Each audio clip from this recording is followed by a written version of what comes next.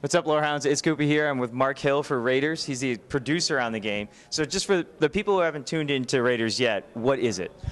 In essence, it's an action-based monster hunting free-to-play MMO. I know that sounds like a mouthful, but the different elements of it are the action-based, right? So it's not tab to target and you just spam attacks. It's real-time battles, action-paced gameplay.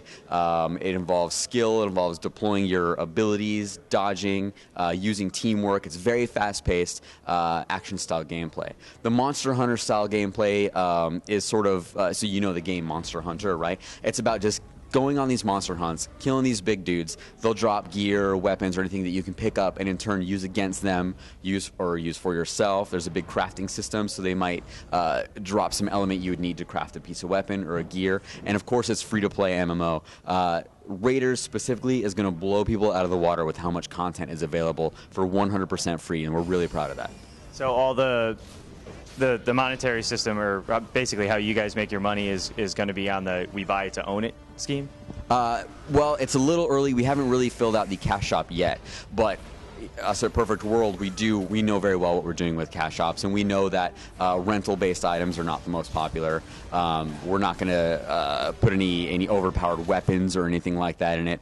We know what the people want, and we know how to balance, the game between the payers and the non-payers. So when we get closer to the open beta, we'll have a better idea what the cash shop is going to look like. But we know what we're doing with these types of games, and there won't be any pay-to-win scenario. It'll be balanced between the payers and the non-payers, so it'll be good fun for all. So monster hunting is a core aspect of the game. How many monsters are there that we're going to have to go get? Are they in the open world, or is it strictly like instance monster encounters?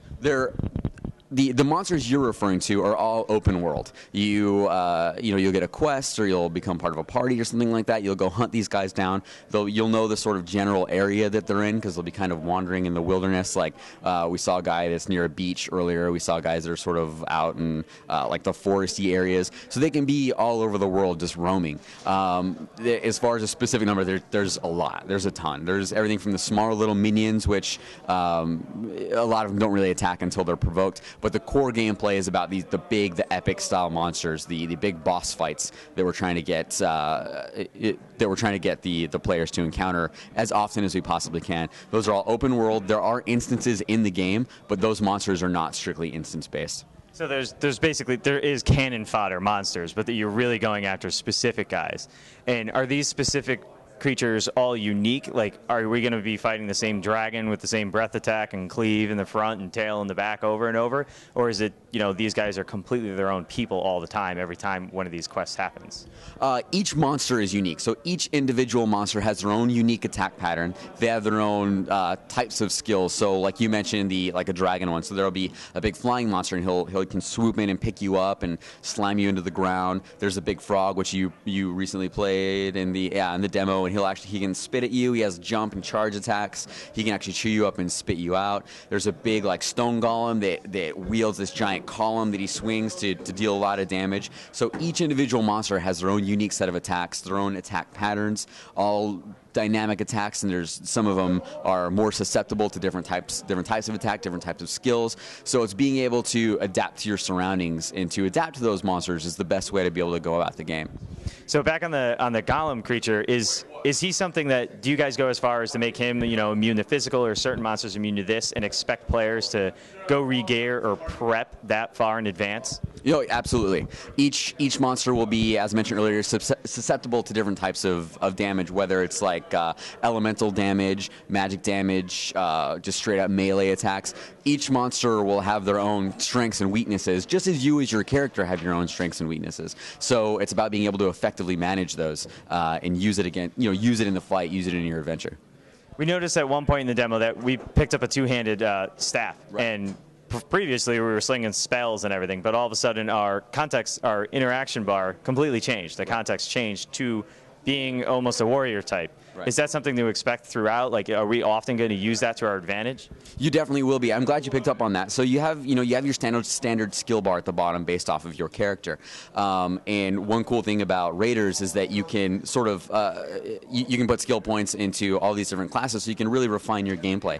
However, what you're talking about when we killed that one monster and we picked up his club was a big two-handed blunt force weapon, but the character we were at the time was a sorcerer that uses the staff to deal the long range magic damage. However, when you picked up that weapon, our skill bar changed, and we actually inherited the skills of that weapon. So momentarily, at least, we turned into the big double-handed melee, hardcore melee character, and you can really expect a lot of that. So the guy you saw right there was a very early one to give you just a taste of it, but there'll be even more of that as the game goes on.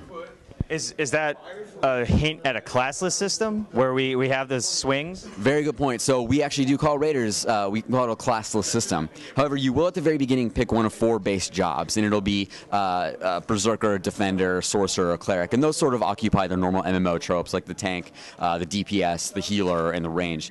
So you'll choose one of those, and for the first 10 levels of the game, you'll be leveling that up. However, once you hit level 10, you'll be able to put your skill points into the skill trees of any of the other classes. So if you want to be like a DPS that has healing spells, you can absolutely do that. If you want to be the tank that has some long-range elemental magic, you can do that as well. So we really want players to be able to refine their characters to their own play style and be able to set them up for what they value when they're playing.